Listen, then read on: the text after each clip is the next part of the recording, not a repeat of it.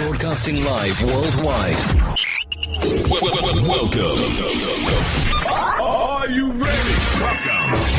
Señoras y señores, welcome a Diálogo con Luis Otero.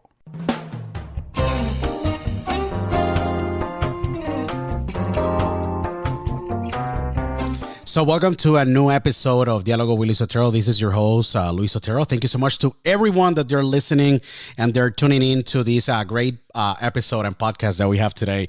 I'm super excited.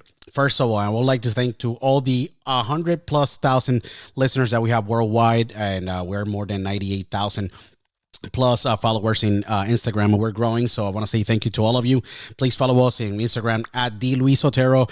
We're in over 27 platforms worldwide: iHeartRadio, Pandora, Stitcher.com, Spotify, Radio Public. We're in all Alexas and Echo devices of Amazon Music, all worldwide. So you can tune in and definitely listen to the show whenever you are. And I want to say thank you so much for all of you for just listening.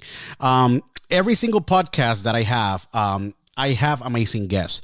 Can be from, Hollywood, can be from, sports, can be from wrestling, can be from business, can be from any single walk of life. And today is no exception. And I'm really excited about this episode because I have a tremendous actress, producer, and writer with me today that I'm extremely excited to have on the podcast.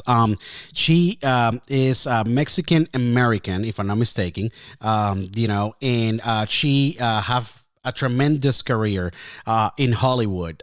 She have been part of projects like Share the Love. She was a producer in Share the Love. This was in 2018.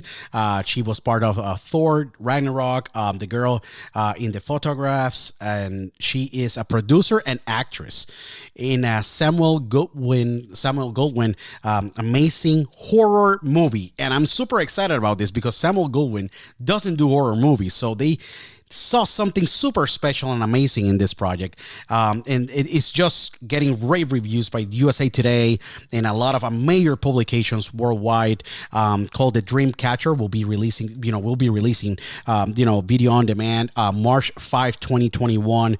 I'm extremely excited to have with me today the amazing Krystal Vayda. She's directly right now in Australia, but it's truly a pleasure to have you with me, Krystal, and thank you so much for accepting the invite. Will be an awesome podcast, and I know that everyone that they're listening will be very thrilled to hear your story and talk. We're gonna talk about the Dreamcatcher, so it's super awesome, and thank you so much for being with me today.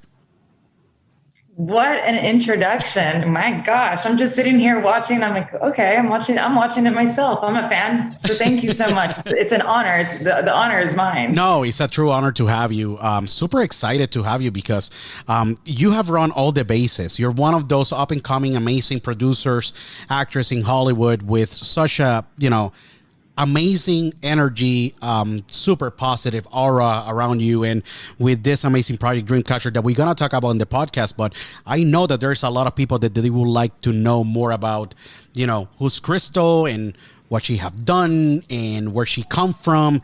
I know that I'm not mistaken, Krystal, you were born in LA. April 16, 1984, if I got it right.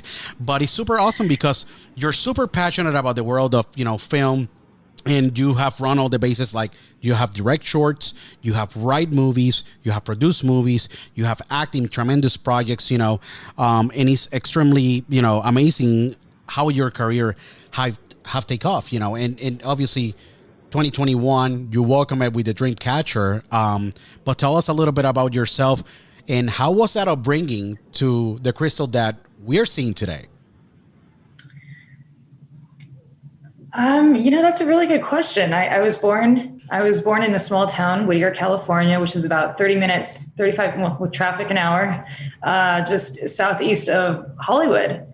And at a young age, my brother, my business partner, Brandon, he was discovered as a child actor. And my mom just running us both around because we were both in all activities. I mean, you name it, we did it as kids. If one of us did something, it wasn't too far off till the other one got thrown in there. And that's kind of how I began my careers. And I got picked up from his agent And we started going to auditions, and we did a lot of print work and commercials and all that sort of stuff. And then they wanted to develop us as kids, and we started going to acting class. And then, so it was fun. It was fun, but I also saw the way that child actors, there was kind of a different aura about them. And I knew that I wanted to make movies and be in TV, film, and I wanted to do Hollywood at a very young age. And so I told my mom, I'm going to stop. I just want to have a normal upbringing. I just want to be a regular teenager, and I'll continue. I'll continue growing and developing my skills and living my life. But I know it's going to be where I'm going to spend the rest of my life. And I wanted to. I thought I would owe it to myself to at least keep my youth. And so that's what I did. And then the minute I started driving and whatnot, I moved to Hollywood at 18 years old, and I never looked back. And there I started again back in front of the camera. And there's a lot of trials and tribulations being only an actress. I don't recommend it because it's really, really, really hard. And it's really depressing because you're spending the majority of your time getting rejected. So if you are inspired to write or to make your own projects or to produce or to anything creatively, I really encourage anybody to really get involved and just learn and fall again and fall again. I mean, I really think that I've probably have failed more than anybody that I personally know. I've been rejected more than anybody I know. All of my friends that are actresses are on huge shows and huge movies and whatnot. And I was the one that, I guess I'm a late bloomer. So here I am. And I guess I was born to produce. I think that putting things together comes very naturally and it comes pretty easily to me. I'm a people person, so I make, socially I can make friends pretty quickly and whatnot. But really it's just the passion. I want to tell stories. I want to tell stories that I feel like I can confidently express to the younger generation. And I want to take a stab at it. It's really inspiring because, you said, I have failed more than maybe all the friends or people that I know. And that's really inspiring because you never just give up. You decided to reinvent yourself along the way. And I think that it's very important what you said, being an actress and just being rejected constantly have to be a very difficult path in just a very, I can say big, but as well small industry, because a lot of people say Hollywood, but Hollywood is just really, there's a lot of places, but you have to bring value with the roles or what you're going to do. And I think that, being an actress, being a producer, being a writer just brings tremendous value or tremendous, leverage at the end of the day when you're just taking a project, like an example, Dreamcatcher, that is, I feel this is going to be a success. It's gonna be amazing because I never have seen Samuel Goldwyn, just a world-renowned company taking in a horror movie because they don't do horror movies as an example. But you just basically lifted yourself up from all those failures and you reinvented yourself and you basically find your strength. And you said, I like to produce, I like to relate to people. And I think that it's really awesome because I feel that sometimes in Hollywood, you can get caught up in just going into castings and saying no, and then going to castings and saying no. And sometimes you said, you know what, I'm going to do on my own terms. I'm going to do what really I love to do is put together projects. It was easy for you, Krystal, just having your partner, your brother, Brandon, just say, I'm going to stop, acting. I want to have a normal life. Then go to LA. It is tough, LA, and just taking now and just looking back and saying, I should have started as a producer or do I should have started as an actress and just know again along the way that I was born to be a producer, a writer, in my own skin. Yeah, I mean, it's crazy because I think most people would relate. I mean, I'm at a different point in my life, so I think completely differently than when I did when I was younger. When you're young, you think you know everything. Sure. And so I think most people go to Hollywood for a reason. They're drawn there. It's like a magnet. And you think, and most of the time people want to go to be a star, to be an actor. But they don't really realize what their calling is. And, now with social media, that means something very differently, because you can be a star through social media. And now that really separates the social media influencers from actors, like real actors who really love the history of it in the theater and film, and have a real true appreciation. I think it's really beautiful, because the world and everything in media is expanding. And I think it's also really cool because you're able to separate and start putting like the real actors and the real filmmakers, and then the real independent filmmakers. And I don't want to say necessarily category, but like kind of, sure, because you're able to identify them a lot easier now. But yeah, so for me, a lot of people told me early on, you should be an agent, because I just had such a true passion for the industry at a bird's eye view that I always have my finger on the pulse. If whether it's auditions, I read the news, the trades every single morning. I'm just and it just comes naturally to me. I really am truly interested. I'm a really big nerd, and the older I get, I'm becoming even more studious. I just want to, because I think I don't know anything.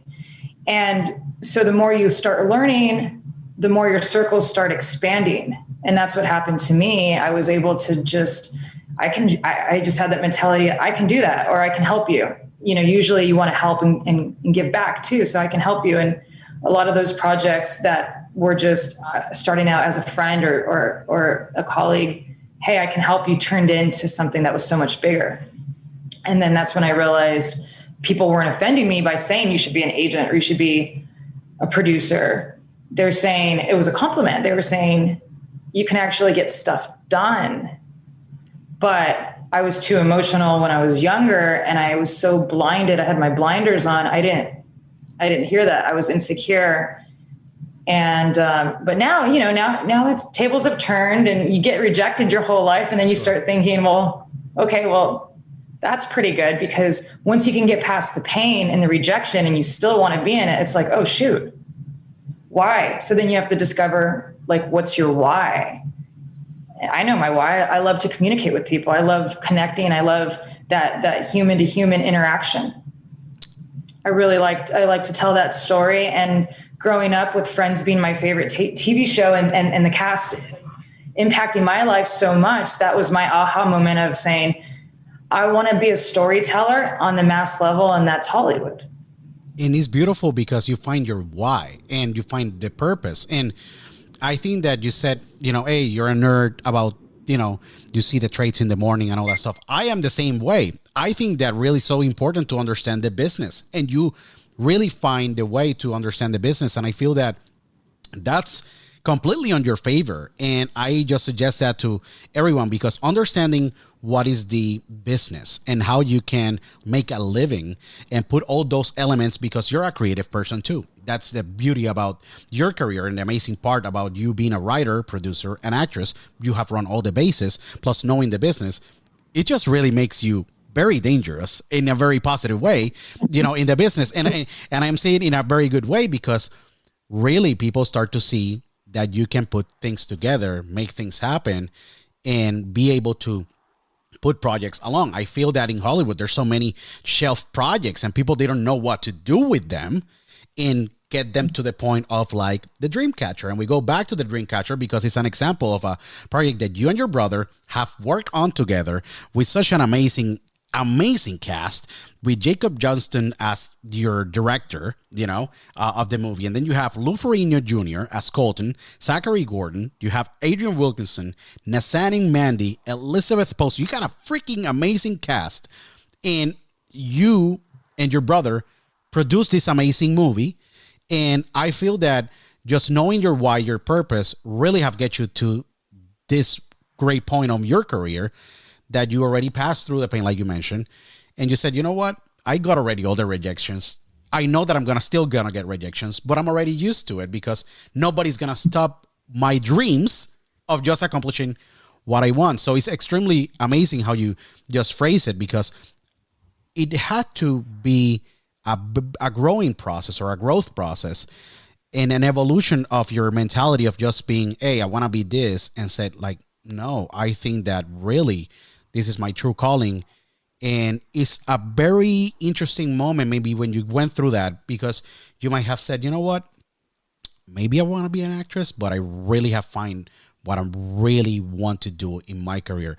How that moment came, like, it was in a specific situation where you were in your life when that moment came that you said, you know what, I'm going to be a producer and I want to put projects together and get people together and create amazing stories. When that happened, what stage of your life you were at that point?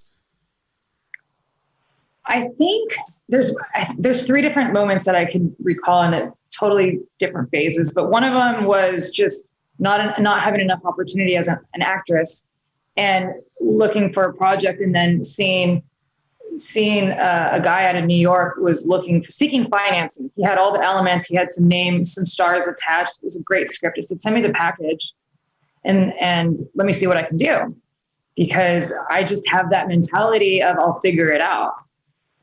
I don't know. So he sent me the package, and this is before like the internet really. And there I was getting the manila envelope with full script and stuff. And I said, okay, this is what a business plan is. I had no idea. And it was presented very professional. It was very professional. I'm like, okay, so this is how it is. And I'm like, okay. So I started reaching out to my network, seeing if I can find the financing. So that was more like as an executive producer, just seeing if I can pull somebody in from my family's network or my brother's network, just kind of putting the fillers out there, and knowing nothing about the business really side to it, and the ROIs, and having those kind of conversations from an investor to an executive producer. But I went in and I tried. I did my best that I could, and I learned along the way. And that project never got made, but I did really try. And then there was another time where I couldn't even pay my rent. I just didn't have the funds. And it's really hard when you're an actress to make ends meet, because nobody wants to hire you because you're flaky.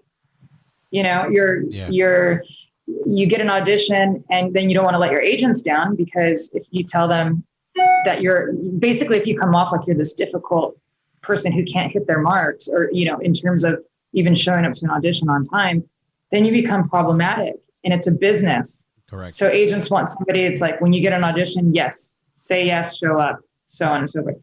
So I was just looking for a job. So I got hired as a casting assistant on an independent short film at the time. And I came on, and the guy made a film on 35 millimeter, which was really cool, because at that time it was starting to cross over to the digital world. And I was just the casting assistant, helping him cast the session. And he was talking out loud, and he really knew producing. He knew producing start to finish the real old school way. And anything that he needed, I could do it better. So, and by that, I mean, I can get a location that's better and for cheaper, or I can get a location that's right around the block. And it was just realizing that I could tap into resources. And he was like, oh my God. And so we just kind of worked together through the whole project. And then by the end of it, he was like, you are a producer, and I'm going to credit you as a producer. And then I just realized this comes too easily for me. It was kind of like, whoa, that's producing. I mean, there's so much more to it, but I was like, I could do this. If I'm going to have to produce my way in as an actress, I can do this. And I should probably start being more open-minded and seeing the bigger picture. And then my late godmother at the time, she was on the board for the Academy. So one Saturday, Sunday morning, I went with her to go vote. And before COVID, you go in and you watch all the screeners, and you do the Q&As. And she was on a really big hairstylist. So, that was her specialty. Long story short, I met a lot of her friends. Her friends were the biggest people in Hollywood, because she's been in the industry forever. And I met Mark Johnson. Wow. And I don't know if you know who Mark Johnson is, but you'll know his work. Yeah. He won the Oscar for Rain Man. Yeah. It's produced big. Yeah, like the Chronicles of Narnia, and then you have the Notebook. Those three are three masterpieces, as movies and obviously films. Mark Johnson is a tremendous, groundbreaking producer. If a lot of people they don't know who Mark Johnson is, go to IMDb or go to Google and just Google him. Because Mark is one of those great minds. He's one of those innovative guys when you talk about storytelling. Yes, he is. I think he's a legend. I think that he's so low key in his approach, but anybody who knows, he has the best reputation. He's the most sincere person. He's such a cool guy. He's very smart. And at that moment I met him, and this is off the heels of The Notebook. He was like, oh, I just finished The Notebook. I don't know one person in the world who doesn't appreciate that film. And I was just like, oh my gosh, are you kidding me? And so I fell in love with that movie. And my godmother said, well, Krystal is out here. She's an actress. So he gave me his business card, and he said, if you ever need, if there's anything I can ever do to help you, I was a total favor. That was, talk about a gift. Yeah. That was a gift, and I could have missed it. And so I ran home. I put together a manila envelope. I put together my headshot and my resume and wrote a letter. I didn't know what I was doing, but I did the best I could. And I sent it to him. And one day he called me back. And from there, we started a mentorship program. Wow. So I was kind of telling him what I was doing, and then he was telling me what he was doing. And my network for investors started kind of growing. And he has been grooming me since I was 18 years old. And so most people go to film school and learn the traditional way. And I've learned from trial and error and just really creating opportunities, taking risk, being fearless, even though sometimes I'm shaking in my boots, but just going for it. And I've gotten to this point, and now it's funny is that, obviously he was there for me for Dreamcatcher through the whole process. His movie is #1 at the box office right now, called The Little Things. Yeah. I was going to say, like, Mark, it's really awesome just to hear this story and how beautiful it is, how life sometimes put together the pieces of such a wonderful brain and mind, inside of like Hollywood, with such credits like Rayman, The Chronicles of Narnia, Notebook, and The Little Things now that is #1 in the box office. And, he decides to give you this mentorship program or this mentorship. At the end of the day, being a mentor, it's just putting your heart out there and just putting your knowledge out there for, and pass along that knowledge to keep the industry alive. And it's beautiful because you might have seen and might have great conversations with such a great producer, Oscar winning, Academy Award winning, producer.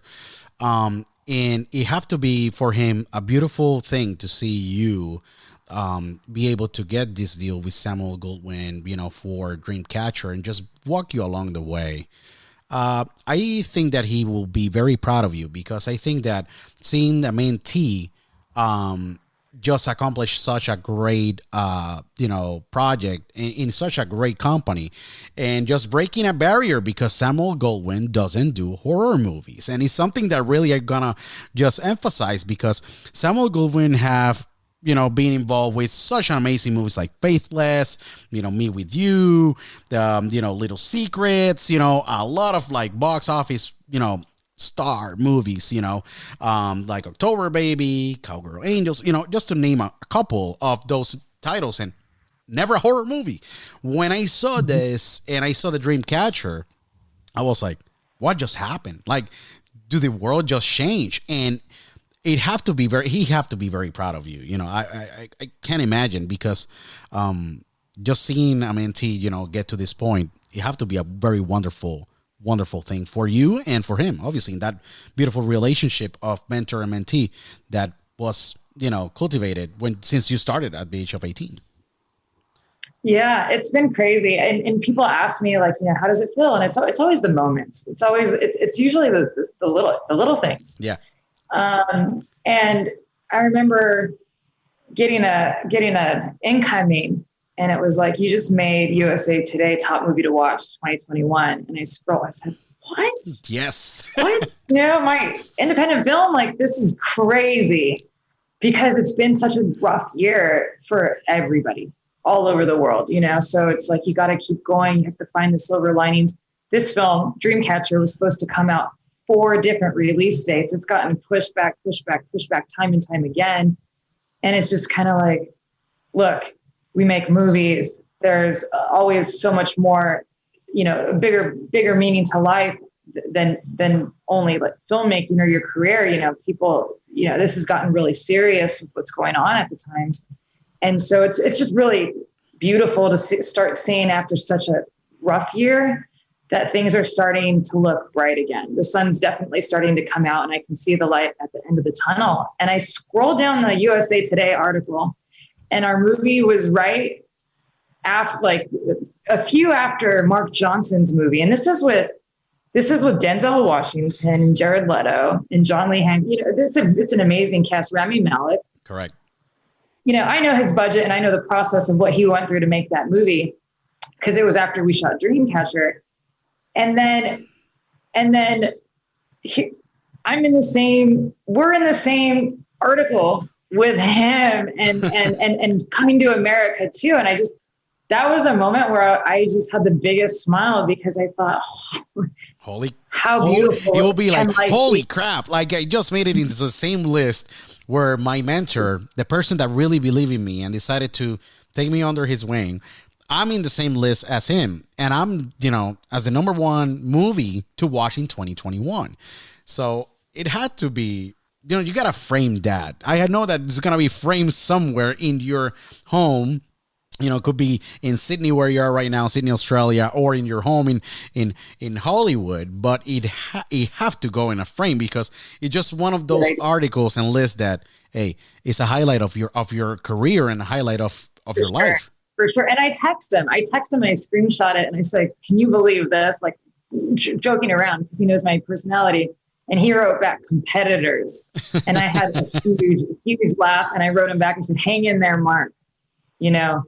Stay the course. It'll happen for you one day. And I was just kind of like, it was just, we had a good laugh about it. It was a beautiful moment. No, it had to be. It had to be a very awesome, moment. I know that, just working with Mark, obviously that's a stage of your life that you still have that relationship, obviously.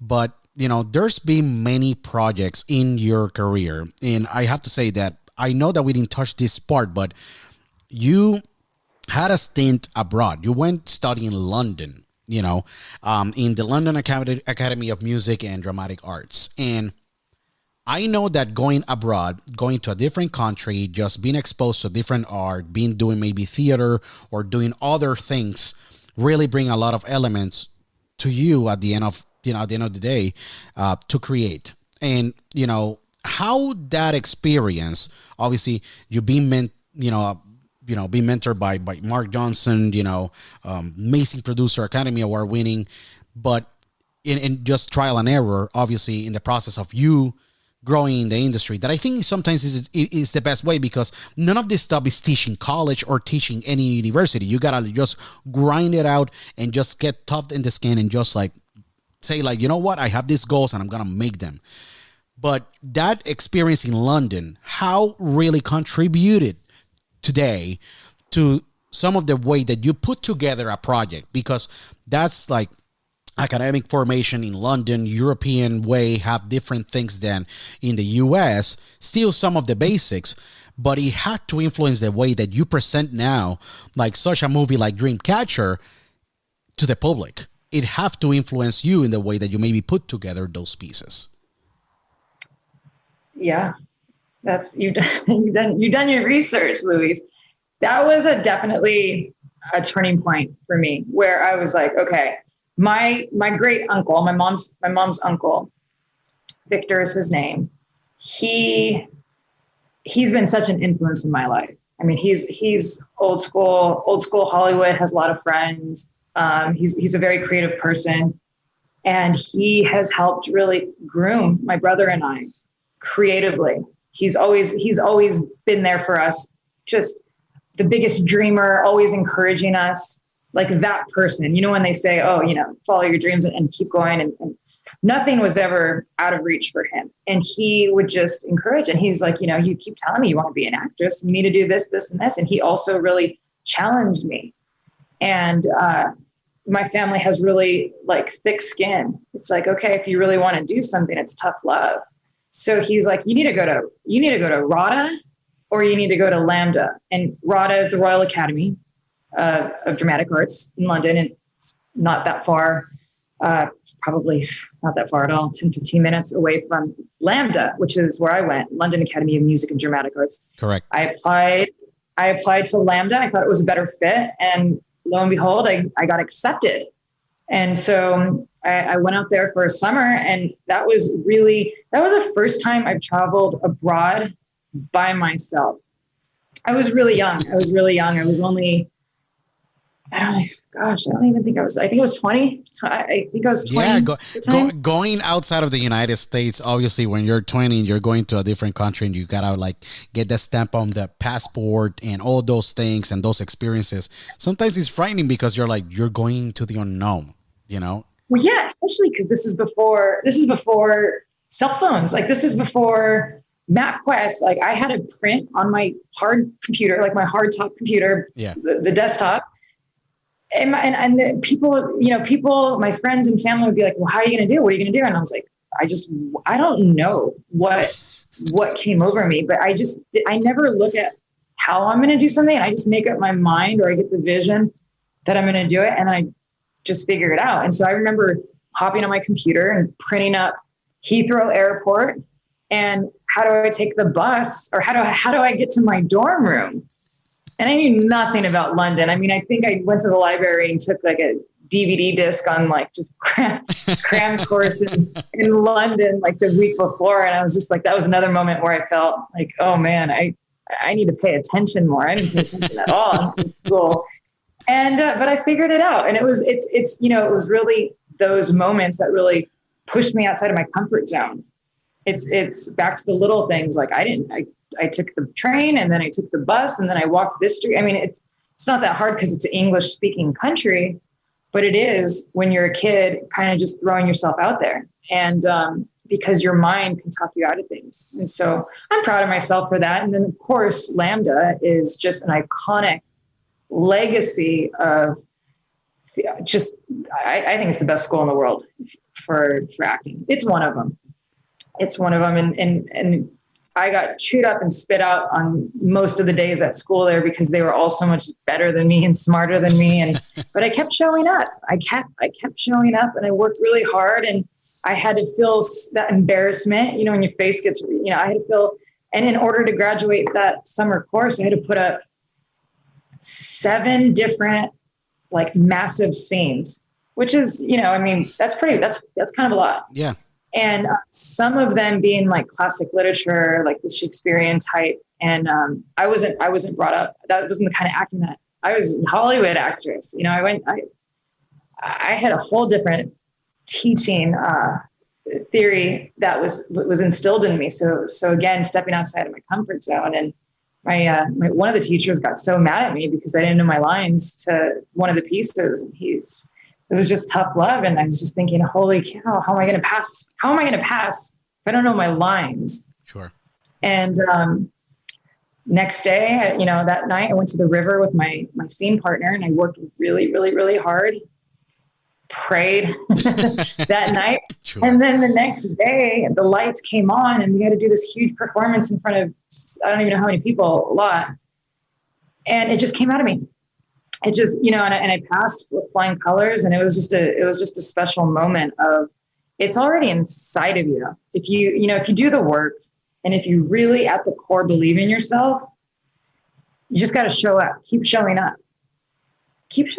Yeah. That's the key. I think that the key of success, and it happens for every single profession in the world, I think that showing up is extremely important, obviously, and that you set your mind and just, to be successful. And successful could be many ways for many people. Could be like, hey, I want to make a living in this, or I want to win awards, or I want to be able to have longevity in this industry. So showing up and applying yourself, like you did, you were able to succeed. And I feel that feeling when you are in a foreign country and you are, investing in yourself and just being put through that pressure of just, I gotta put these 7 big scenes in order for me to graduate. It have to be a feeling for you at that moment in your life as an actress, when they turn on the lights, that you are able to just perform. Wow. I know that for you it comes potentially natural because you love this industry and you love acting and you love film and you love, theater and you love arts overall. But it have to come from within to be able to just get into character. For Victoria, as an example in Dreamcatcher, how do you get into character and you give the life and leave Krystal on the door and be able to provide life to this unknown person to you, and then you created your own? Do you see a specific science that you use or mental state or psychological state that you get into to be able to perform as an actress? And by the way, you're still keeping your producer hat because you maybe are making sure that everyone around you are doing what they are supposed to do. But you're judging, the producer is judging Victoria, that's Krystal, but Victoria is just a character and, an element of the movie. But how do you get into character to be able to use that experience from London into the movie? That's a wonderful question. And to be frank, it's really hard.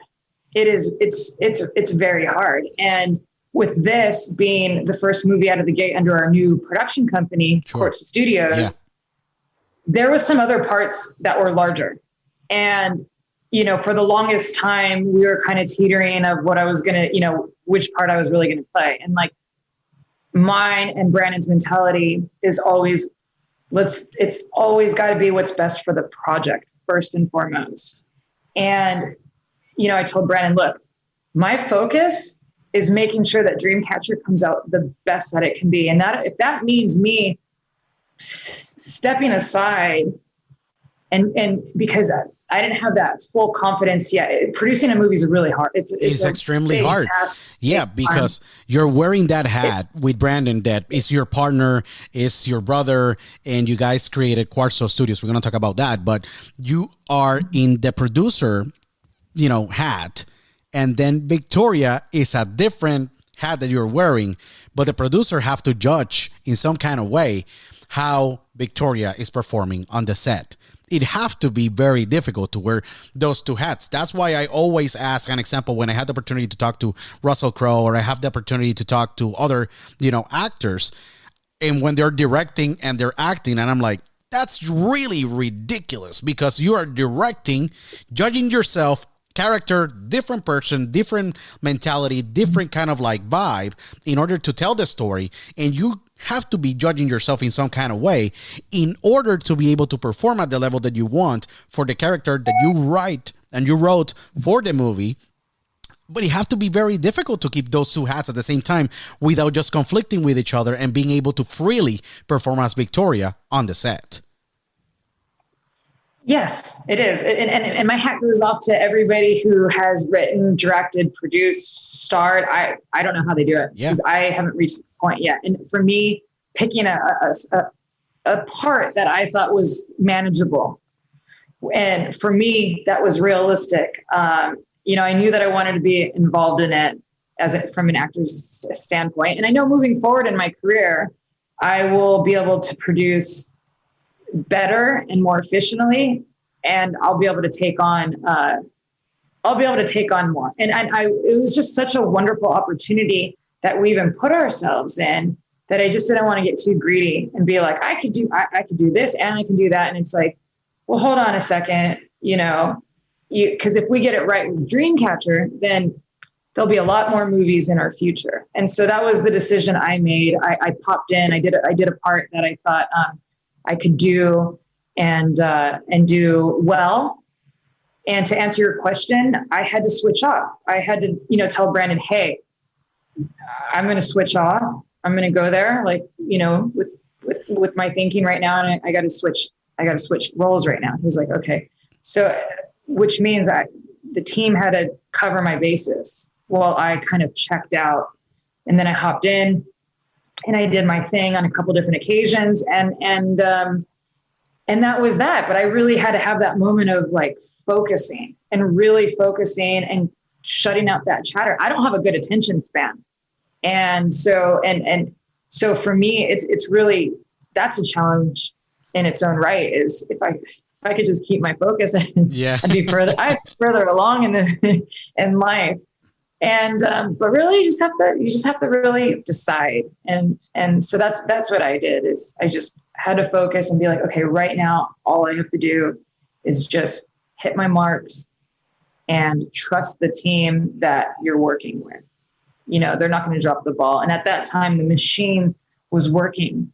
It was going, it was moving smoothly. So yeah, but it was fun. It was fun. And it made storytelling, be what I always wanted it to be, is, look, we're making movies, we're telling stories, we're trying to scare you guys, and we're trying to communicate some pretty heavy topics of conversations that people don't want to have in a really cool, trendy, stylistic way. And bring back, the 90s are currently the trend right now, so shed some light, give some perspective, introduce you to some new cast members that nobody has had the opportunity to meet yet, because studio system they haven't made it on that large scale. So yeah, I'm excited for Dreamcatcher to come out, because I think that I don't even want to put limitations on it. I'm really excited to see what's going to come once it comes out. No, it's going to be very awesome. March the 5th, 2021 is going to be a very exciting day for you and for all of us that we love, and all the thousands of people that they listen to the podcast. And it will be awesome to see you guys succeed, and obviously see where this movie is going to go. But I know that in 2014, with your brother, that is your business partner, and you guys have created that wonderful, you guys are, family, but you guys have created this amazing company, Quarzo Studios. But I got to say, in 2014, you guys created an amazing thriller too, called The Girl in the Photographs. And that was a long length movie. Like, we're talking about an hour and a half close movie. For people that didn't watch it, you got to watch it. It's a bored young woman in a sleepy community called Spearfish. And it starts receiving photographs of a brutally murdered young woman. That's a thriller. And that's interesting because it basically maybe set the stage for you guys to create Dreamcatcher. Even though it was a couple of years ago, with a great cast back then. It was Cal Penn, Claudia Lee, Kenny Warnold, Tommy Hemingway. You guys work in that project a lot. And it had to be an experience, by itself to, debut that thriller and premiere in TIFF 2015, but it groomed you in some way because you already were experimenting with thrillers and that kind of genre. I like thrillers. I think that they really bring that mysterious kind of element of the unknown, and the same thing with horror movies. That project, when it came to fruition, something happened with with you and Brandon, that some bug bite you guys and said, we like these genres and we like to just explore more, because I think that there's not enough horror movies or movies in this type of genres in the past few years that they're hitting the box office. I think that there's a need or a void in the industry. Do you guys talk and sit down when you guys were doing, The Girl of the Photographs, and you guys saw that really you guys were able to put together such a beautiful project, great project with a great cast, and you guys said, why we don't explore this line again and we create such a great movie, that have a different kind of maybe, background, and that's maybe in that process where the Dreamcatcher came to fruition. Yeah, it was an amazing experience. Off the bat, so my brother and I, we were executive producers on that. Correct. With the legend he's no longer with us, but the legend himself, Wes Craven. Yes, the amazing Wes Craven. Yes. So we got to, I mean, right there is better than any film school that I think any filmmaker who especially loves this genre can get that opportunity. So it was a very special time. I was just talking to Brandon earlier, and I'm like, I'm going to cherish that experience forever, because it was all those moments back to those. It's always the small moments, right? It's always the little moments that end up being the big picture. And so we spent a lot of time with Wes. He gave us a lot of insight, a lot of his secrets, a lot of his storytelling secrets. And how lucky are we?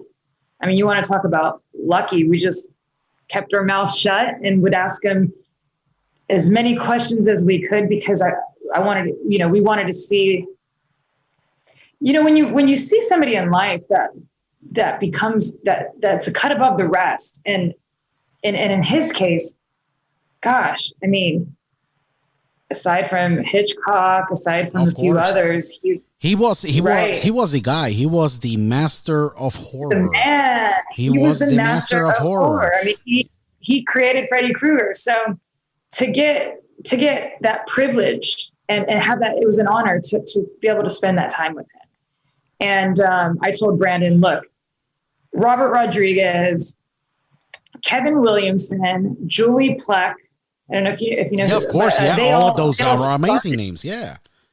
They all started working on Scream. I don't know if you know this. And so, and there's a handful of others. And Julie Plec ended up going on to be the showrunner and producing Vampire Diaries. And she's doing the originals. And she really carved a path for herself in TV. The CW. And then you have Kevin Williamson, and she worked for Kevin, and Kevin Williamson obviously did the screenplay for Scream and Dawson's, he's so many, and Kevin did a lot of adaptations off Louise Duncan. Yeah. And I don't know if you know who Louise Duncan is, but she's a really famous thriller murder mystery novelist. She wrote the novel, I Know What You Did Last Summer, and just, the types of films that I used to watch growing up. And so I kind of saw how it all was like a web. Robert Rodriguez, he went on and started his own production company. And I just kind of saw that there was a way. These people helped pave the path. Yeah. And as I saw even Marcos Ciegos, they all kind of started graduating and doing more mature content. Yeah. And I told Brandon, look, we've been watching young adult content, whether it's TV, whether it's film, whatever. Like that was kind of what we grew up. That's what we were familiar with. That's what we liked. So there's going to be a time when everybody graduates to that next level, and that's going to be us. I said, we're going to have that moment where we can, they can pass on the baton to us. And I mean, I was probably making this all up in my head, but I believed it. It just happened. It just happened this year. Happened. Yeah.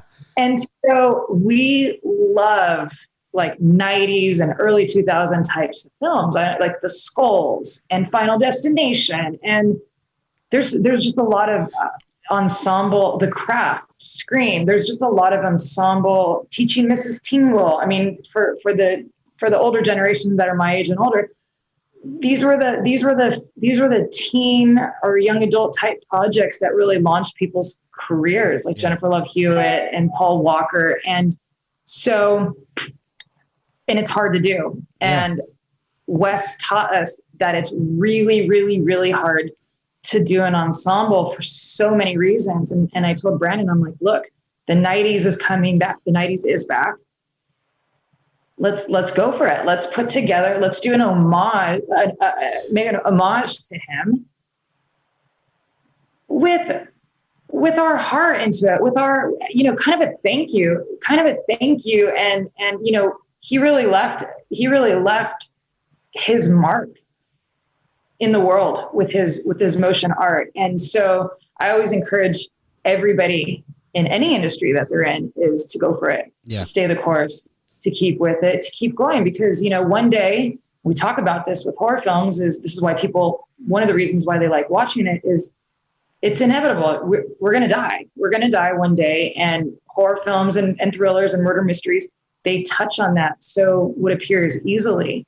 And so why not go for it? Correct. You know, so what if we fall on our face? At least maybe we do, maybe we don't. I don't think so, because we made an awesome movie. I just feel that you guys did a tremendous movie with the Dreamcatcher, but just having that experience with Wes Craven as an example, that was his last project. The Girls of the Photographs, 2015, as a producer, and just being able just to be around him, such a great mind in the business. Unfortunately we lost him, to a brain tumor. It was a very sad time for a lot of people that we respect him, because he was such an important person, in the world of, Hollywood, not only for, the Nightmare of Elm Street with Freddy Krueger, but you have the Scream franchise, like you mentioned, you have, Shocker, you have, the People Under the Stairs, Vampire in Brooklyn, there's so many amazing projects that he worked, but you being able to be around him and be able just to have those conversations that nobody will know that are part now of your, psyche when you're gonna do a movie, and just be able to explore thrillers in horror movies. I feel that horror movies, they never gonna die, and I'm gonna tell you for this reason. There are movies sometimes that they're great, they do well in the box office, but they stop watching them for some reason, and there are movies like that. And I'm not saying that that's wrong, but I feel that, like an example, the Blair Witch Project, I was watching it the other day. And then you have, Halloween as an example with, Carpenter, and you have a Jamie Lee Curtis that was maybe $50,000 movie or $100,000 movie. And it's still, just a classic. And you have, titles like you mentioned that there always are classics. And I feel that horror movies and thriller movies have that kind of a special aura. Doesn't matter budget, doesn't matter cast, that they still, people wants to see them. And I feel that Dreamcatcher, it's gonna be one of those movies that is gonna be here to stay. Really. And I feel I'm just saying this in the podcast, but maybe there's thousands of people that they're going to be listening to this interview, and they might listen to this interview maybe in 2024 and will say, I'm still watching Dreamcatcher, because, just putting together a movie like this and just be able just to keep that attention from the viewer is just magic. That's art. It's not easy to keep attention from, an example, a person like myself, that I have ADHD and I cannot pay attention to one thing, but just to keep that attention, really, that's magic by itself. And then whatever happens in that scenario or that set or that specific film really will set the precedent of what is going to be next for Quarzo Studios, and, the team of Brandon, and you, Krystal, your brother. So, your brother. So it will be very interesting to see, because I knew for a fact when I saw that you guys were part of the Girl of the Photographs, I said, that was maybe the bug that bite them to create such a movie like your Dreamcatcher and be able just to, be headlining 2021, March the 5th, with this amazing movie. I know that we're getting close. Very close to March the 5th. I know 2018, and we're going to talk about the Dreamcatcher. We're just getting to that point. But 2018, you guys decided to, create your production company in Quarzo Studios to create multi-genre, focus movies for many specific, areas, like character-driven movies, work to the millennials, young adults, boomers, you name it. There's a big, broad, basically vision that you guys had when you decided to create Quarzo Studios. But as well, work on the business side. How that, moment, or how that, idea, or how that project, or maybe I should say, amazing company you guys created, how that came together. Do it was something that like we don't want to work for anyone, we just want to do it in our own terms? That was one of those things, because I feel that if you work to somebody else or maybe one of the major studios, hey, with all the respect, Paramount and all those great names, they are big names and I respect them. Obviously, yeah, I respect everyone in the industry, but sometimes you are creative, limited. And I know that creative, people like yourself, Krystal, and your brother Brandon tend to just be able to freely express and put together projects without any restrictions in order to just provide that vision. That was one of the reasons to create Quarzo Studios? You got it. You ever heard the term "too many cooks in the kitchen"? Of course. Well, when you're making art and you have a vision, naturally, filmmaking is a collaborative experience. Yeah. But it always comes from the top, right? So it's always the top. So I was really inspired. I was in Ibiza, Spain. Awesome. One of our main markets. A lot of people listen to us in Ibiza. Obviously, that's the capital of electronic music and everything. So yeah, Ibiza, that's awesome. So you were in Ibiza. That's it. Yeah, I was in Ibiza and I was overlooking the ocean, and that's when it hit me. I had a beautiful summer traveling, but I only like to be away from LA for so long because I know that I have unfinished business. Sure. And that was that moment where I'm like, okay, I don't know. It just hit me. It hit me. And I went back and flew back to LA, and I walked through my brother, our office there. And he said, to this day, you walked in and he said, I haven't seen that look in a while. Where, I walked in, I guess I was on a mission. And I said, we're going to make another movie. And then the rest was history. So he called up Jacob Johnston, who is our writer and director and just genius. One of the smartest people I've ever met in my entire life. Awesome. The kid is a genius. Yeah. You want to talk about who's next? Jacob Johnston is best. He speaks 5 languages fluently, put together a 3,000, little jigsaw puzzle before the age of 3. Yeah. In a short amount of time. He's worked at Marvel Studios, his way up. The guy is a genius. The guy is a genius. He's been part of Captain America, Spider-Man, the Guardians of the Galaxy, Doctor Strange, Avengers, Daredevil. You guys have a tremendous director. And what is interesting about people, obviously, who doesn't know Jacob Johnston, who's the director of the Dreamcatcher, he was born in Oklahoma. And you never thought in a million years that a guy with this kind of Hollywood mentality, with such amazing, amazing credits, being part of Thor, being part of the, Ultimate Spider-Man, Iron Man, being able to be on all these projects, that was born in Oklahoma. Yeah, but he's amazing. He's so bold. And we have other projects that we've been developing with Jacob since 2013, 2014, for a long time. So the relationship is there. Yeah. He's I commend him. He walked away from working at Marvel Studios because he thought now's the time, because if not, I'm going to be a lifelong, which is great, not a bad path to stick on forever, is working for the Marvel universe. But he was ready. He was ready to make that leap, go out there and see what he can make. And so, we put our heads together and we talked about the elements, the what we had in mind, what we wanted, Brandon and I creatively, and told him what we had to start with. And he walked to Trader Joe's. He walked to Trader Joe's to get some inspiration, get some fresh air. He called us back, gave us one pitch. Me and Brandon said, no, that's not it. He said, how about this? Pitch us another version.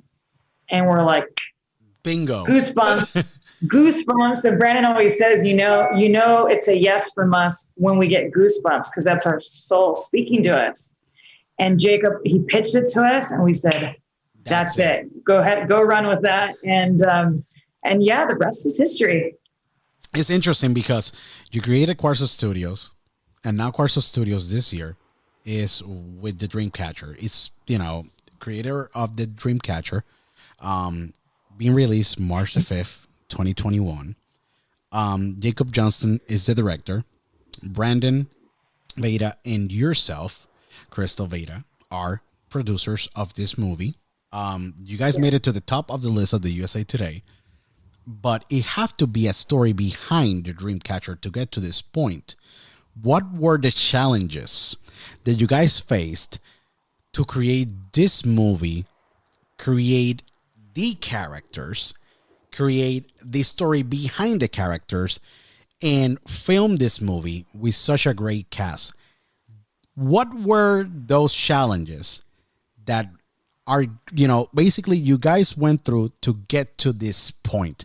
There's a story behind it. A lot of people, they see what they see on the movie, but there's so much stuff behind.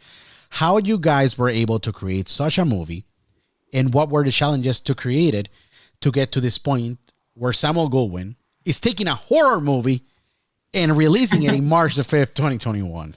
I want to know this story because I know that everyone is just been looking for this moment to hear the entire story of what happened to get the Dreamcatcher this year. We have a lot of energy. And I think there's some synergy there with my brother and I. He's a guy, I'm a girl. We're brother and sister. So we think we share the same taste, but we think differently. And I think that there's a little bit of, and when you put Jacob in the mix and the relationship that we've been developing for 8 years now together, it's a true friendship. We have a true respect for each other. We love each other. We love filmmaking. We love storytelling. And Jacob did such a great job, developing these characters. You want to talk about character-driven, female-driven characters that are dealing with some heavy stuff, So we dropped our trailer. Yes, it's a murder mystery. Yes, it's a whodunit, and it's a slasher film. Of course it is. That's a no-brainer. That's obviously. Yeah. But it took some really big risks with this film, and I'm really proud of that. I'm really proud that we did something different. We went for it, and that could be really scary. As a creator, it could also be really scary. But oh well, it's too late. We went for it. We really did the best we can. We started casting. Jacob has his own fan base in terms of other professionals in the industry. Sure. So I brought it. We all come with our mini armies, whatnot, and so we took our time in hiring everybody. We would interview minimum 3 people per department heads, because we both Brandon and I come from the sports background as kids. So that team mentality of everybody has to be good. So if you have a whole team that's good and they all have their value, but they're different, you're going to have something really strong. So we really put a lot of love and passion into everybody. We gave them our time and our energy, and we'd really pump them up, whether doesn't matter what position you had on the film. We really pump energy and life into everybody so that it separated just a paycheck versus, no, you're a part of something. You're a part of something awesome and special. And we would set that tone from the minute that we decided that we wanted to make Dreamcatcher. It is interesting because when I saw the cover of the Dreamcatcher, I said, I see people wearing the costume I see Halloween costumes already. And that was really cool because I don't have seen, and I don't have say that from seeing other horror movies or thriller movies in a long time. I saw, Pennywise, and I said, yeah, people, they're going to be Pennywise in Halloween. But I saw the Dreamcatcher cover and I said, wow, that's a very powerful, cover. And I said, imagine if we were in a normal world with cinemas and theaters open, worldwide, with the Dreamcatcher poster in every single, cinema worldwide. I think that it will be truly amazing, just to see the reaction of people or what they will say.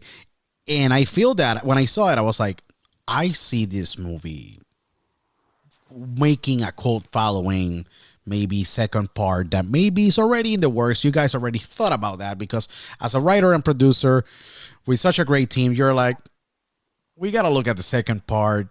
We know that you already have that gut instinct when you're doing a movie like this, that is going to be a part 2 and potentially a part 3, because there's a story. And there's a story. You're seeing now the Dreamcatcher, but then what was before the Dreamcatcher? What happened, with basically the characters, how they were formed, So there's more of this movie that we're going to see. But when you got the date of release after being pushed back and pushed back and pushed back by Samuel Goldwyn, and I know that you maybe went, oh my God, guys, I don't know what's going to happen with this movie. I don't know if there's ever going to release it. Maybe they're going to put it in Halloween, the 30, in October, because that was maybe a thought at some point, and that one maybe was pushed back. But when they told you, we're going to release it March the 5th, 2021, set in stone. What was the feeling at that point in the studios? And you and your brother, what was the feeling at that point? Because now the work that you have done for so many years to create this amazing movie and get the financing and get every single piece together, what went through your mind, Krystal, when that news came down? Because it had to be, you get butterflies. I know that, I think you could hear a pin drop. Because if you ever experience like working on something like just consistently for so long, and that feeling of like, it's like being on a road trip, driving on that road, and you're like, is it all you see is that same sort of like backdrop, and is it ever going to happen? Because it feels so close, yet it felt so far away, and so it was definitely emotional roller coaster getting, and so I think that there was a pin drop, and Brandon and I were just like, wait, wow. what? Like, wait, is it April Fool's? Like, is this for real? Like for real, or you guys pulling our leg? And it's kind of one of those things where it's like, well, maybe we should just like tippy toe and like not say anything and see if like they're going to change it again, or I don't know. I guess we're like, okay, well, ready or not, it's coming. Because when Samuel Goldwyn started doing some releases, and they dropped the poster and they dropped the official trailer for it with it, I think once I saw them, because they're the ones obviously that are really supportive, and having the meetings with them, just I'm like, okay, I think this is real now. No, of course. And tell me the story, Krystal, because Samuel Goldwyn have put amazing movies like Super Size Me, Most Beautiful Island, Debt Collectors, Mr. Jones, Fisherman Friends, Paradise Hills. Great movies. They don't put horror movies. What happened there with you? Maybe your team, agent, lawyer. What just happened for someone in Samuel Goldwyn said, we're going to think outside the box. We're going to move a needle outside of our box and take Dreamcatcher in, because that's a risky move from your side as a studio and their side as a distributor, developer, financing company, with such a great, amazing legacy. Samuel Goldwyn Films, one of the biggest, or I think major independent film in the world, with such that distributes in every single market in the world, to say, we're going to take the Dreamcatcher and we're going to go in a different route, because this is a genre that we're not typically used to release. Do you felt, I think that they're going to be the best place to go? Because you might have think, I'm like, oh my God, what happened if they don't know how to market this movie? And there's a lot of questions that you go through and just say, like, why we don't go to TriStar? Why we don't go to Orion? Why we don't go to, like, an example like Warner Bros? Why we don't go to... And you guys said, you know what? We have faith on you. We're going to give you the movie and you guys going to take it, and we are going to be in it here because we both are at risk and we feel so confident about what we have done as a production company, Quarzo Studios, that we believe in Samuel Goldwyn that you guys can take the movie. How that just happened? Like, it had to be a lot of work to just have such a big company take Dreamcatcher in a different genre that they never have just maybe released a movie before. A lot of research. We had a lot of offers on the table from different distribution companies. We have an awesome sales agent, Jack Sheehan, and our sales company, Archstone. And so they really got behind this, and they've been amazing. So they've already sold to over, I think, 56 countries. We're now worldwide right now. We're still in talks with more. So we're pretty close to covering the majority of the world, which is another milestone and accomplishment for an independent film like ours. And, but when he came back and said, Samuel Goldwyn just made us an offer, Brandon and I were like, when dogs, in animals, like dogs, when you get their attention and they either tilt their head or their ears peak, that's kind of like how I felt. My brother and I were like, wait, what? And, so we did our research, and Brandon, is really fantastic at seeing things from a different perspective, and we're very different in our thought process. And we just researched everything about the companies where the offers were coming from, and we sit in our little think tank, we call it, and we just weighed out all the pros and cons. I mean, we have like such a process to the way when we make a decision. It's real.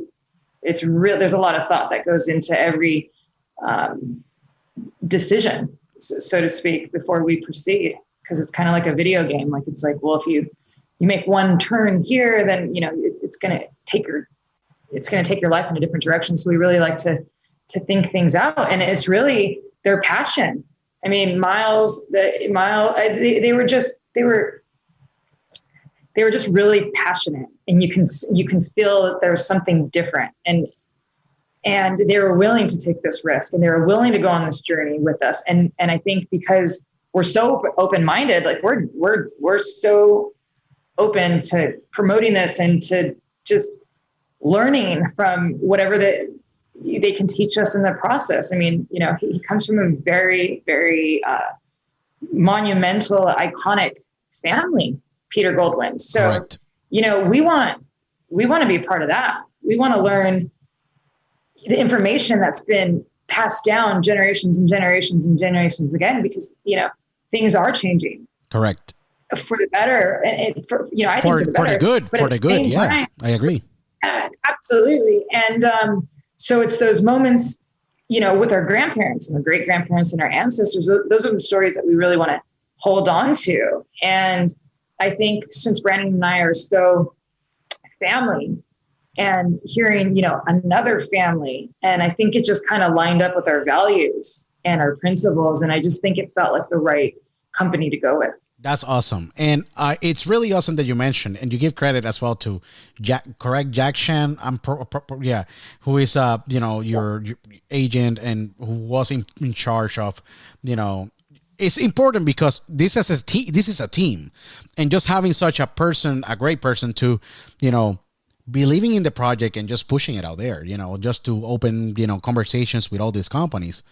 It really just demonstrates the power of just teamwork and just having the correct people in the right places where they are, free to do what they do best, and just having Jack, open these conversations, and you guys deciding to go with Samuel Goldwyn, I think is just a very wonderful chapter. I think that is going to be opening a lot of more, maybe, projects that you guys will be able to publish, with Samuel Goldwyn, and might open other areas, because when you have a movie like this that is Dreamcatcher, that is iconic, by the way. I gotta say, like, it's just iconic. I think it's gonna be one of those. I really want to. I'm gonna find a way to get my hands on one of those posters, because I really think that is iconic. Just the character by itself, and how it just draws you in. And I feel that it's going to be very interesting what's going to happen after the Dreamcatcher. March the 5th, 2021 is the release date.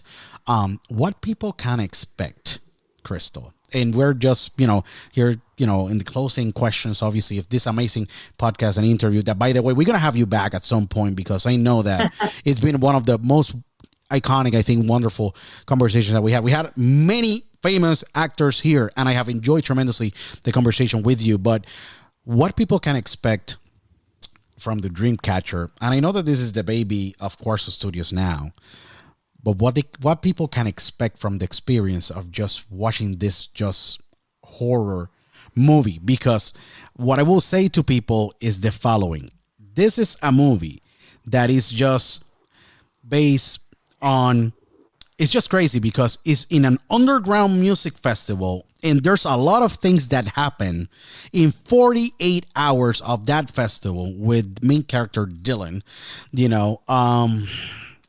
and it just have gruesome scenes, violence, mayhem, thrilling moments. What people can expect from the Dreamcatcher overall? They're going to be shocked. I think they're going to be shocked because they're not going to be able to guess the twist. Okay. There hasn't been one person that I have screened the movie to, including Mark Johnson, who hasn't been able to, that was a good feeling to be able to get people. Yeah, we're going to take you guys on a ride. We're going to take you on a ride, and you guys are going to fall in love with some new actors in the world. There's, it's a really amazing ensemble cast. So you're going to see some familiar, fresh faces. You're going to see some new faces, and that's all kind of part of our formula as well. Because when you have, I personally love fresh faces. I get sick of seeing the same actors again and again and again. I like fresh faces too. Yeah. There's a lot of talent out there, and we had the opportunity. I remember, to answer a question that you said earlier, is when Brandon and I, we have our own production company now, so we could do whatever we want. We can hire whoever we want, which you don't always have that luxury all the time, depending on who you're working with. There's a lot of boxes that you have to kind of tick. Yeah. The more people that are involved and whatnot. And so we really had full control over this. And that's really cool. That's really cool because I think that is the best feeling in the world. Yeah, I think these kids are going to be movie stars, and I'm really happy for them. I'm really happy for Jacob. I'm so happy for this opportunity and getting to this point. And now, I'm excited for the baby to fly, and I hope that people appreciate it, because we made everything, every storyline, every element, every twist, every turn was all thought out. So it's definitely a movie that you can repeat. And it's also funny. It's also really, really funny. I think that Jacob's very witty, and I think he did a really good job of balancing the horror element. And then, for those people who like to party and go to music festivals or to clubs, I think we incorporated that storyline. And then with our sound design team and our musicians and our DJs who, are on the Dreamcatcher soundtrack. I mean, we have some amazing talent that has come up and added their ingredients to this from all over the world. And I think because people are really passionate and we got them so excited, on day one, I'll leave you with this. On day one, I told a folklore that my mom tells me.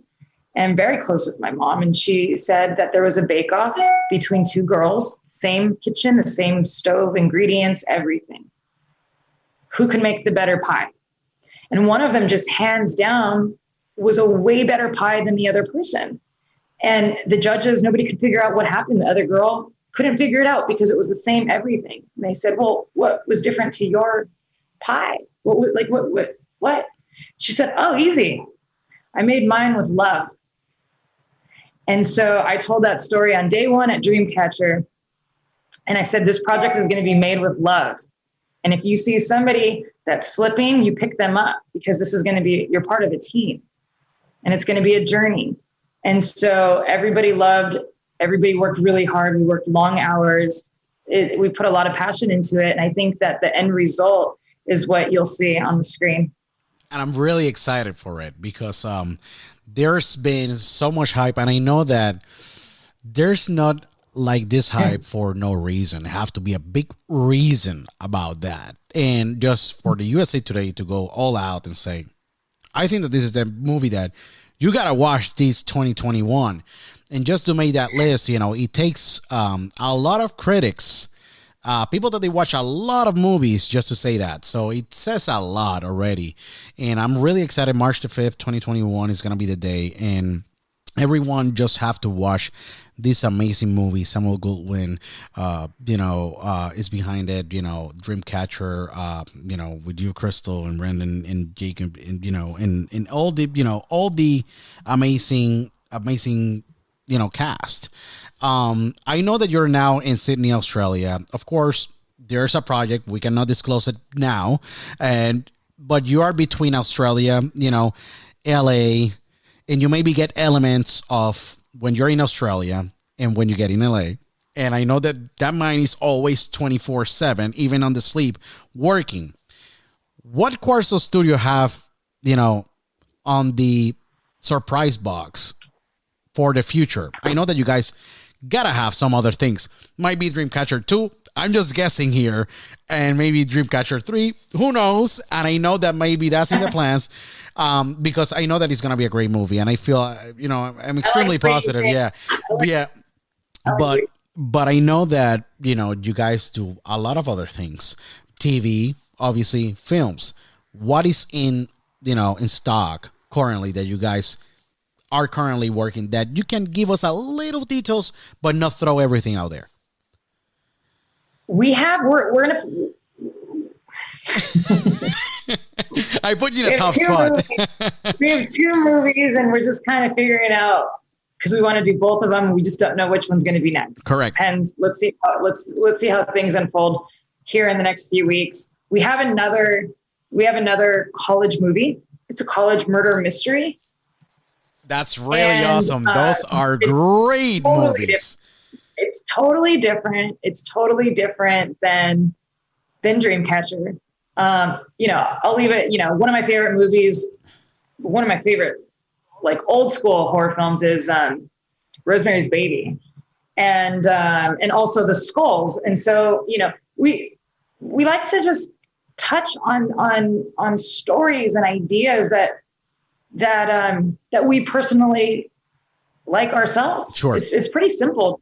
It's pretty simple. And then, just do our best to put our touch and to breathe life into it. And that's where we currently are. So I would say that will probably be the next one up, but with the COVID regulations, we might shoot 2 back to back. You should shoot 2 back to back, because if you're going to quarantine the entire cast, matter of fact, you know what? Let's take advantage of it. Let's roll the 2 at the same time. And then after that, you have 2 products to just have Jack very busy for a good while and find a home for those 2. I think so. I think it's going to be a really busy year, and we just have to be really strategic with. We have it teed up. We have a lot of scripts on our slate, and I think we know. It's just about being ready to make the right move. Sure. It's a timing thing. Cool. That's cool. I'm very glad that, you guys have a lot in store for us. Dreamcatcher, March 5th, 2021. It's going to be a very exciting, very awesome day that the world will maybe change for good. And there's going to be another classic making history, obviously, with Samuel Goldwyn behind it, with a cast of Niki Koss, Zachary Gordon, Travis Burns, Blaine Kern, Olivia Sui, Enfrey Cooper, Elizabeth Posey, Nathaniel Mandy, Adrian Wilkinson, Lou Ferrigno Jr., and the amazing Krystal Vayda that is with us today in this amazing episode as a producer, and Jacob Johnston as the director. Krystal, this is your home. You come here whenever you want. And we definitely have many more conversations pending about the upcoming, projects that Quarzo Studio have. But we'll definitely look forward to see the amazing Dreamcatcher, on demand, digital, March 5th, 2021. It's gonna be super exciting to see this movie. Everyone just be standing by, and you guys gotta watch Dreamcatcher again. Amazing horror movie presented by Samuel Goldwyn Films. And Krystal, it's a pleasure. Definitely, if you want to leave with a note, what you will say, or what you will recommend to anyone that wants to live from the movie business or the arts, or being a producer or a writer, what will be your best advice to them? Because we have a bunch of people that are going to the Manhattan College of Arts, and people that they're all around the world getting inspired by all the interviews that we do. But what will be your message to them closing this interview? You have to outwork everybody. I would say two-prong it. Just as much as it is a creative industry, you have to get really good with the business aspect. It's such a business. I wish I would have learned that younger. I really wish I would have. And so I would just say, whatever, if you're taking an acting class, directing class, writing class, then mirror it and match it with a business class. And I think that is, and I think that is amazing. That, like you mentioned, in the interview, trial and error, but yeah, you gotta just combine, those two formations. And don't give up, really. I mean, I think it sounds really cliche to say, but I've been doing this my entire life. And it felt like was it really ever going to happen? Or am I crazy? Was it a thought in my head? And am I just going to grow up to be like this crazy person? Sure. Maybe.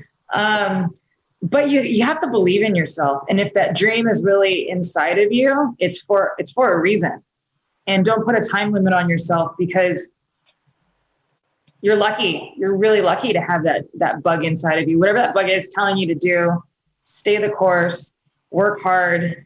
And when you get down, only give yourself that rest of the day to kind of pout about it. But the next day you got to get up and just keep going. Yep. And do it again. Like always, Do it and dust yourself off and keep going. And do it again, of course. Krystal, where people can find Quarzo Studios, I know that, you guys are still putting together all social media. Social medias are a mess for a lot of people. For myself too, I only do my Instagram because I cannot keep up with Twitter. I cannot keep up with Facebook and all that stuff. But where they can find you online at Quarzo Studios? I'm everywhere. We have a website, so you can go to the website. You can find me on Instagram. I'm not very good with Twitter, but you're welcome to reach out. I'm good at Instagram, not Twitter. Not Twitter, but I'm there, so you can find me. Instagram's good. You can message me on Instagram, or if you go to imdb.com, www.imdb.com, and you type in my name, or Quarzo Studios will come up. There's some emails there that you can feel free to reach out to me for anything. That's perfect. And again, Krystal, this is your house. We hope to have you back again. I think that we'll talk to your publicist and definitely have you back after a few months after Dreamcatcher to talk a little bit more about the recap of that amazing movie. March 5th, Dreamcatcher. You guys got to watch it. Presented by Samuel Goldwyn Films, Quarzo Studios. We wish you all the best. We know that you guys have a lot in store, and we look forward to see you guys grow. And this is your house in Dialogo with Luis Otero at all times, Krystal. You're the best. You're awesome. Thank you. No, it was an honor. No, an honor for me and for everyone that are listening. Please follow us in all our social media. We'll see you guys next time in Dialogo with Luis Otero.